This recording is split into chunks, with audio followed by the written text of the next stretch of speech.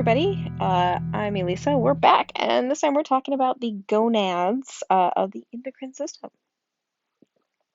So the gonads are actually like the same organ originally, and then because we differentiate or have sexual differentiation as we mature, right about like what, like between like the third and the ninth week of being in utero, we are going to kind of take these little gonads at that early stage, and we're going to have, based on hormones, based on the presence or absence of a Y, the SRY region, and turn them either into ovaries, which is like the default setting, right? But if you have an SRY region on that Y chromosome, you're going to actually change over and progress to the male fate, right? So the testes will be developed. So that's kind of interesting.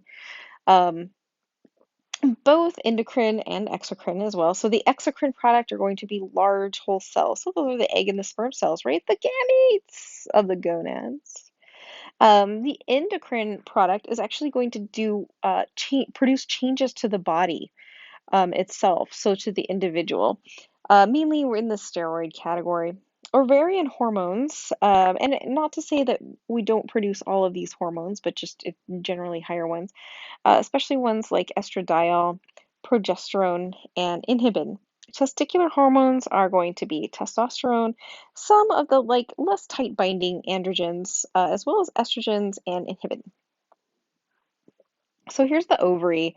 As you can imagine, so here's an ovary down here, and generally what we're looking at is we're maturing eggs. So you're born as a female with all the eggs you'll ever have, right? So technically, you right now, sitting wherever you are as old as your mother or components of you were, right? I love to tell my dad that because that means he's sitting somewhere in the like 120 category. Does not like that piece of information, but I think it's funny. However, my daughter loves hearing that she's 40. Anyway, so these little eggs are not mature right away. Like they're in this kind of like arrested state. And in order for them to develop properly, they have to receive hormones, chemical signals, and that happens when an individual reaches puberty, right? And then goes through monthly cycles. So here's generally what we're looking at. So here's the egg cell itself, which is the largest human cell in the entire body. You can actually see it with your eyes if you have pretty good eyesight with the naked eye. Around that is going to be the granulosa cells. These are the cells that are going to be like estrogen providers, producers. They are called granulosa because they look very tiny little granules, right? Like sand. Um, the theca right here is the theca is just over here around the granulosa cells. We'll get to those in a little bit, but I just wanted to give you like the general look at. Okay, so and we'll get to these more in the next chapters. I just want you to kind of focus on the hormones. Is where we're going here. Okay, so ovary. So the theca cells are going to be synthesizing androstenedione, and it's converted mainly into that estradiol. So it's a precursor for that by these granulosa cells. So they provide the precursor for estradiol production. So this they kind of like they start out here, right? Pre-manufacture, post-manufacture. Okay, hopefully that is sensible to you. After ovulation, there's like a little bit of scar tissue actually, and it's in the follicle, right? And so remember, follicle is kind of like just something that is lined by, maybe a group of cells or something else, and then there's like a center kind of portion. And so when we were looking at that, this is, follicle, right?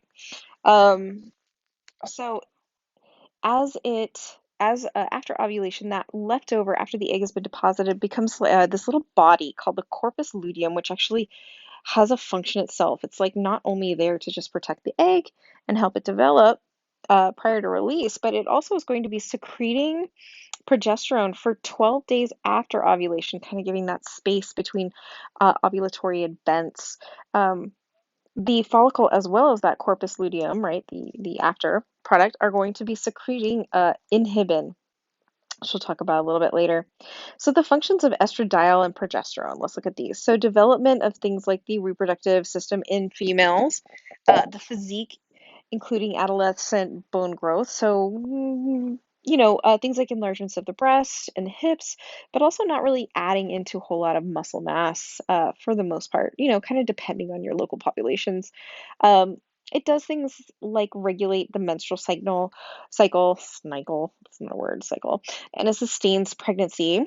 They prepare the mammary glands also for lactation and development. However, inhibin does this other interesting thing. So one of the things it does is it inhibits, as you could imagine, it suppresses follicle stimulating hormone secretion from the anterior pituitary. So just kind of is like that biofeedback about what's going on with the reproductive system at that time, um, with what's going on in the pituitary system. So the testes are microscopic seminiferous tubules that are producing sperm. So like it changes, like the game plan changes. It's still like the same relative size as an ovary, but and it still works to mature the sex cells, right? Or the gametes, but it does something very different. So it's constantly producing new sperm in like large quantities, not one at a time, but like lots and lots at a time. And so it's got this really high turnover rate. The tubule walls are going to contain Sertoli cells, my goodness, and Leydig cells. So these are the interstitial cells, like the ones in the middle, essentially. And they're going to lie in these clusters in between the tubules. And there is like this kind of tubule system, which we'll look at, and then like collection zone, and this whole thing. Testicular hormones is really what I want to talk about, right? So we'll get to this when we talk about repro later on in a future chapter. The hormones are going to be testosterone, like in higher levels, which is essentially a type of, it's similar to estrogen, but it just binds faster and tighter to binding sites. And so it kind of changes the effect. So testosterone and other steroids from the interstitial cells nestled between these little tubules, right? Um, they're going to stimulate the development of the male reproductive system, and they're doing it in utero. So that first trimester, sexual differentiation occurs. Until then, it's kind of like just neutral, really. You need that SRY to turn that fetus into a male, as well as the adolescence, and it does the sex drive as well as, and this a host of other important things. It sustains sperm production, and inhibin is also produced, right? And this is going to be from the nurse cells, which we'll get into again when we talk about reproduction. But this is going to limit the follicle stimulating hormone secretion, and that helps us regulate our sperm production, which again, we'll get into a little bit later. I just want to let you know that there's a lot of hormones that are regulating things. And so we are talking about this in a little bit, like in a couple chapters, when we deal with reproduction, you're just like not totally blindsided by all these hormones. Here's what it looks like inside a testes, as you can see here, right? So it's essentially very similar to an ovary, but it's taken on a different animal altogether, really. So like tons of sperm cells in here, right, is what we're doing. Uh, and so let's see, how do I start? So a germ cell is going to be a precursor for a sperm cell, right? It's germinating, I guess you might want to think about it. The seminiferous tubule is the nursery, if you could think of it that way. There is a surrounding and protective connective tissue for the tubule, right? So that tubule is going to be like kind of like elongated. So think that we made a cut like right here. And so what we're seeing is like, kind of like that slice, right? Came right out. These are the supportive nurse cells that are going to help those little sperms develop and grow. And then in between the cells, also known as the interstitial space, are the endocrine cells that are going to be producing that testosterone. See, they don't really have that true like follicle kind of appearance, right? There's this like open tube area, right? And they don't have that. They are closed off and they are just manufacturing and secreting. Okay, oops. All right, so that's pretty much it for the gonads in terms of just their endocrine system elements. And so there's a lot more to learn. We'll get to those in the next few chapters, but at least you've been primed. So I hope you're somewhere out there being kind to yourself, being kind to others, and having a great day. All right, bye-bye.